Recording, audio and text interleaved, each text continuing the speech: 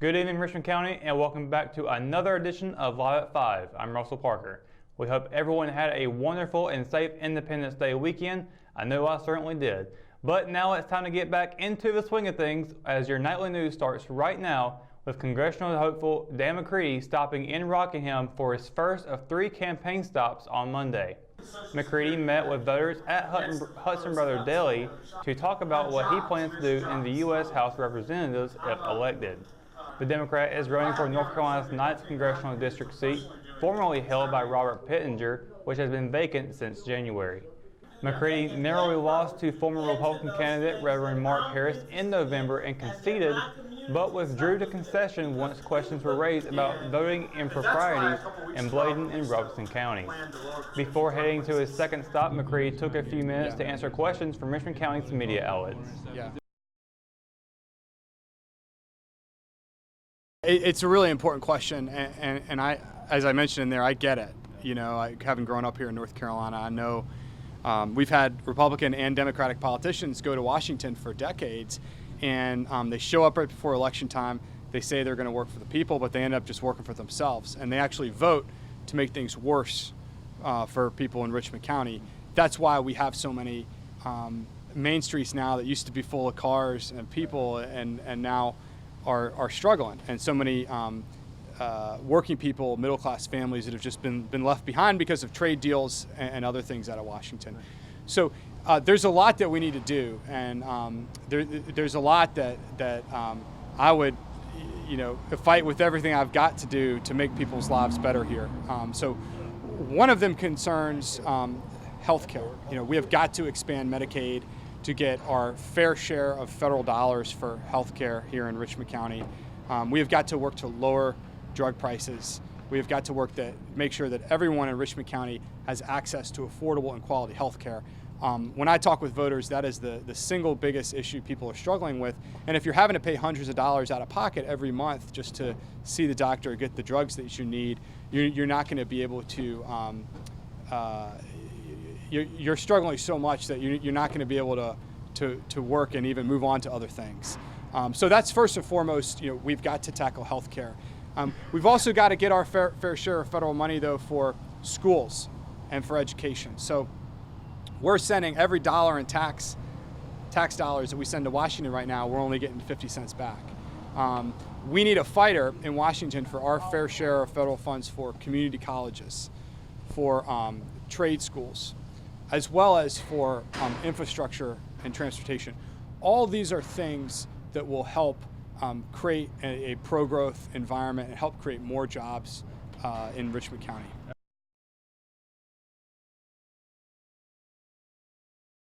As a small business owner myself, I get it, and I understand what it takes to get a business to locate to a place like Rockingham.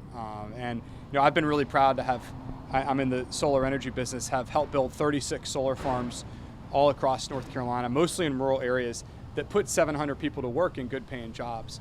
So I get it. And one thing that I will personally be very invested in is actually calling CEOs and CFOs and business leaders, taking them here to Rockingham and meeting up with state officials and local officials and talking with them about the benefits of relocating here and creating jobs in Richmond County, as well as have dedicated members of my staff who are working on doing that. A lot of times, you have to have the right environment with respect to education and healthcare and the right approach on regulations to incentivize businesses to come. But a lot of it is just the shoe leather and the relationships and working to show folks, this is a great town. We got new buildings going up right there. If you run into red tape, you call my office and we're going to work to get it taken care of. So that would be a big priority of mine, and I think something that can really make a difference.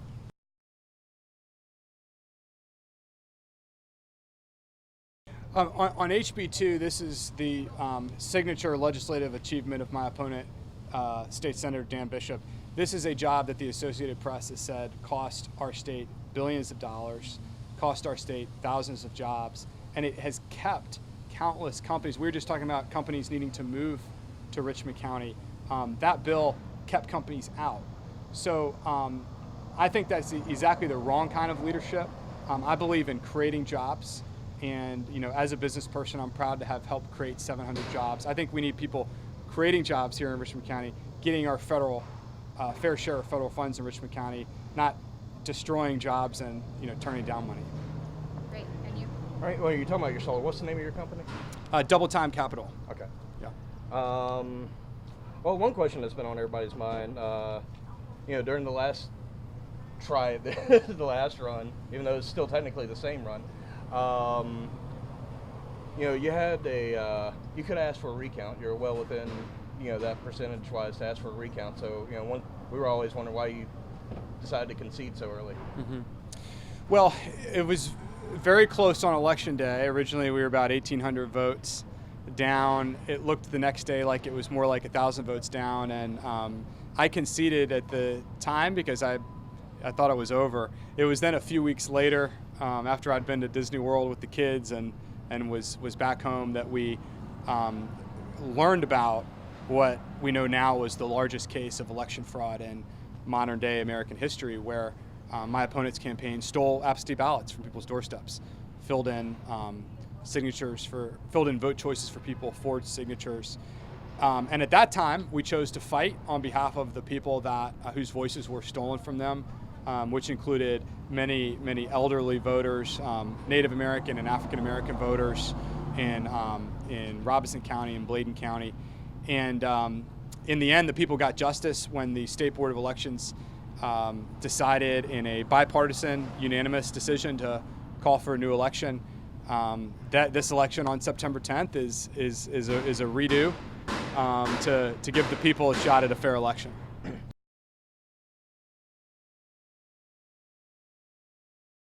It was very close on election day. Originally, we were about 1,800 votes down. It looked the next day like it was more like 1,000 votes down, and I conceded at the time because I thought it was over. It was then a few weeks later, after I'd been to Disney World with the kids and was back home, that we learned about what we know now was the largest case of election fraud in modern day American history, where my opponent's campaign stole absentee ballots from people's doorsteps, filled in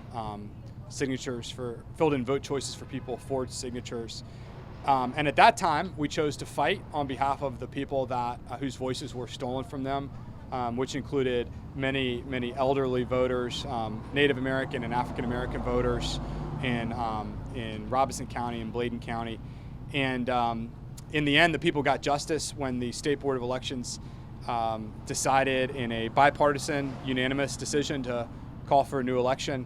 That this election on September 10th is a redo to give the people a shot at a fair election.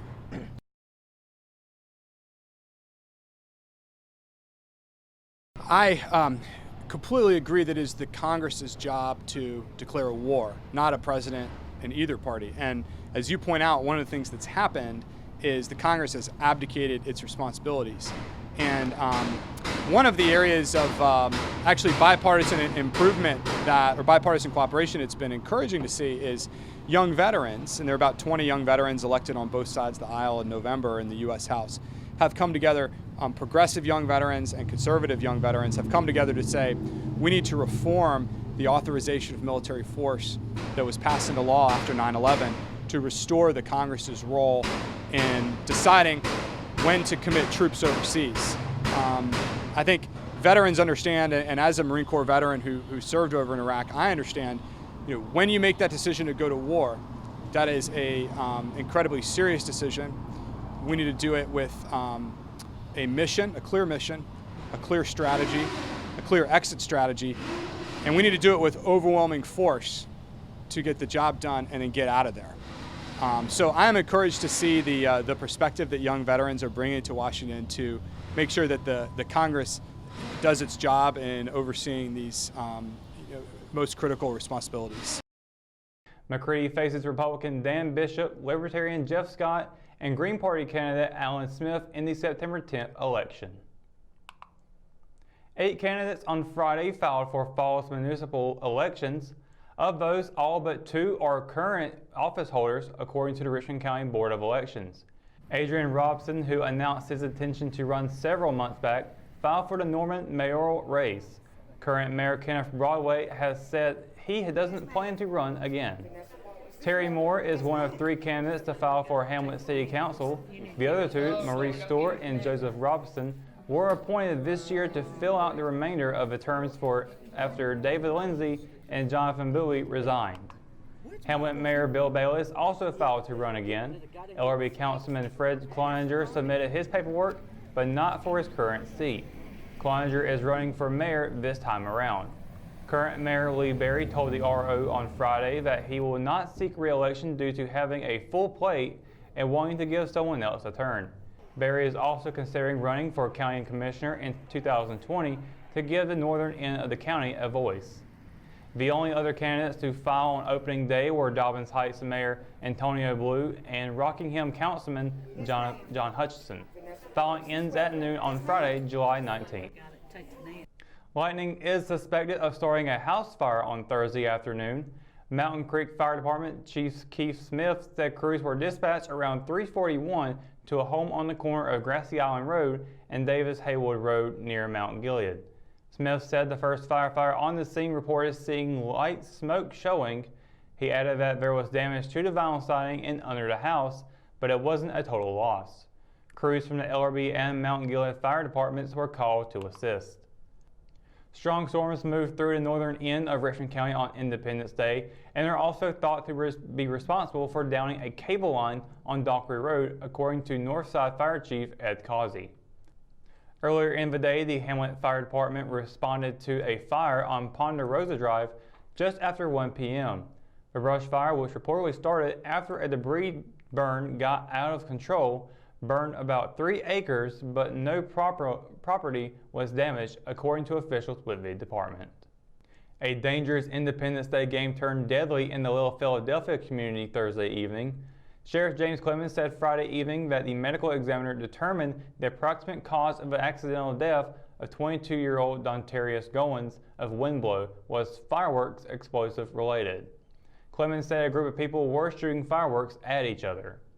WSOC TV reported that people in Gaston County were using fireworks as weapons, even shooting them from moving vehicles directed toward other people or property, including into homes. Last year in South Carolina, multiple media outlets reported a Cheraw man was killed when he accidentally shot a mortar into his own chest during a neighborhood mortar war. Another man in that group reportedly lost part of his hand earlier in the day. Clemens had issued a statement earlier Friday to combat reports that Goins was killed by an officer. WSOC initially reported that a Rockingham police officer was involved, which both Clemens and Rockingham Police Chief Billy Kelly refuted. The sheriff called in the State Bureau of Investigation for assistance, and the investigation is still ongoing. When we return, we've got your Live at 5 weather report. It's coming up right after the break, so stay tuned. Hometown heroes? Well, maybe. When it comes to backyard comfort and no pesky mosquitoes, call Brown Termite and Pest Control at 910-895-6410 or 910-276-8870. Their team of superheroes can take back control of your paradise. That's 910-895-6410 today. At Richmond Community College, we can prepare you for a high-skill, high-paying career in a variety of fields. We are always developing new courses and programs in response to the communities we serve. We offer day, evening, and online courses, and you can now complete 7 curricular programs entirely online, including our university transfer degree. At Richmond Community College, we believe in helping you prepare for a better life. Richmond Community College, local college, big impact. McNair Auto Sales is the place to buy your pre-owned car, truck, or van. To be the best, it takes big selection, friendly staff, and great pricing. We guarantee a no-hassle buying experience, and financing is available right on site. So come see us today. We're located at 1026 East Broad Avenue in Rockingham. And remember, with over 40 years of experience, you know McNair is the name you can trust. Your Live at 5 weather report is brought to you today by Brown's Termite and Pest Control. You know, it's been really pestering lately. It's been the rain and the thunderstorms, and it's just been out of control in terms of the weather. It's just been thunder and lightning. Of course, July 4th was very, very harsh conditions for thunderstorms with fireworks shows. Of course, LRB had to reschedule theirs to Saturday. They got theirs in just fine. That day, Helen was able to shoot off their fireworks. So probably good news for everyone that they actually got to go to 2 different fireworks shows. So I guess maybe you got your best bang for your buck there. But certainly a great job for both areas who put on their fireworks shows. I was off in the eastern part of the state, and they had a fire watch for kind of like a firework ban all the way up until the evening of July 4th, and it just poured down rain for the first time in weeks up there. So the state's been at least getting enough rain to kind of even out. Personally, I wish in our area it would just kind of move on a little bit, but as you can see right now, it's not moving anywhere. It's still sticking around, and it's going to continue to stick around. As we check out tomorrow on their high and lows, it's also got thunderstorms coming out into the area. But let's start over with Fayetteville. It's going to be a high of 87 and a low of 72.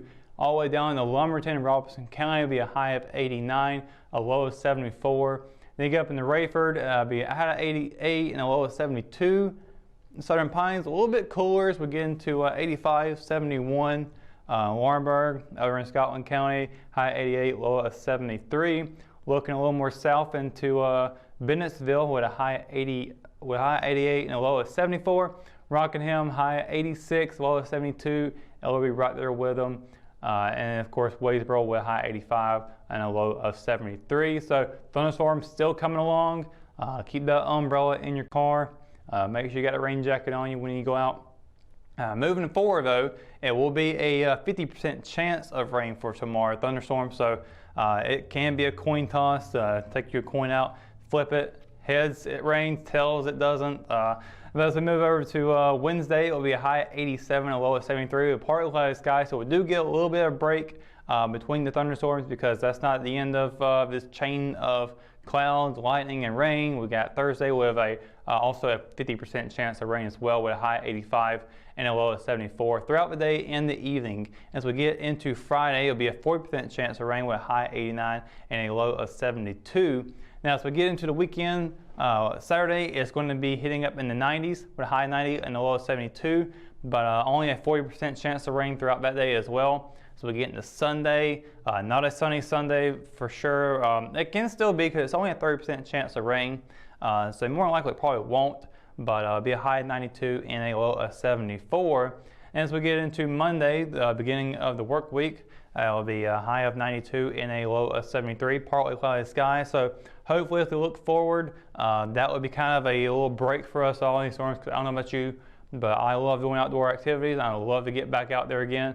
But the rain, thunder, and the lightning is just keeping me inside, and it's really messing up my summer a little bit there. Hopefully you guys out there are having a fantastic summer though. But that's going to do it for your Live 5 weather report. When we return, we've got your RO Sports update. It's on the way, and it's coming up right after the break. At Richmond County Hospice, we strive to provide high-quality care to our patients and their families. Whether it's the incredible hospitality at the Haven House or from the comfort of your own home, you can count on hospice to be there for you. We also offer monthly grief support groups, and our chaplain will be there to hold your hand in prayer. Through our amazing staff and our volunteers, hospice has made difficult times easier for our community. Call the number on your screen if you feel that you or your loved one may benefit from our services. Richmond County Hospice. Peace, comfort, dignity.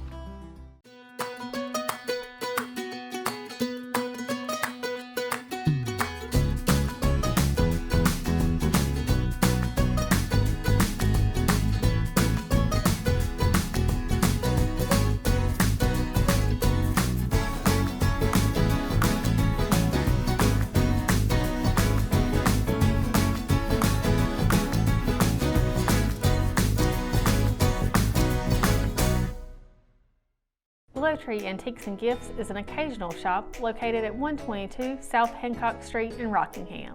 We are open the first weekend of each month, Thursday through Saturday. We strive to offer a unique selection of vintage, antique, handmade, and new goods. If you are looking for something out of the ordinary, then we're the place for you. Willow Tree Antiques and Gifts is passionate about helping you make your home or office space unique. We would love to see you during our next occasional shop dates. While the dog days of summer hit Richmond County this week with blazing temperatures, the Richmond Raider football program turned down the heat with its first of 2 dead weeks.